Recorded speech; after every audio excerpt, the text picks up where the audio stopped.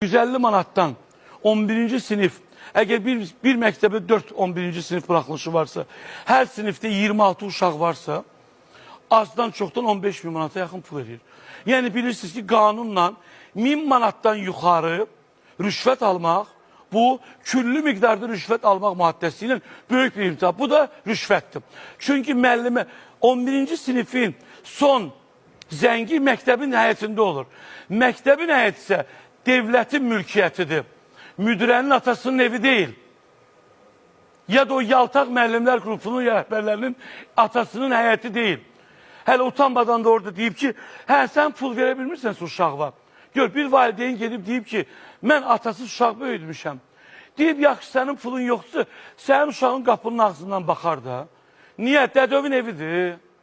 Atovu məktəb tikib Aton.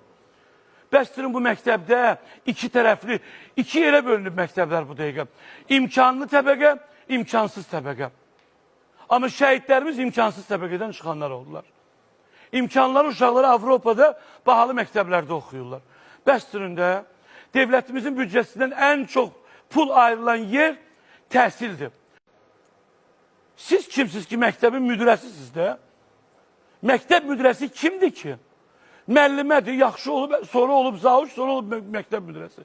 Amma bu yaltaq valideynlər qrupunda olan o 2-3 ana var ki, öz evladı hansısa bir imtiyazlardan istifadə eləsin. Yəni, bu da qanunsuz imtiyazdır. Yəni, müəllimə, bax, mən sinifdə sənin ad günü və ərin sənə almadığı ətirdən alıram.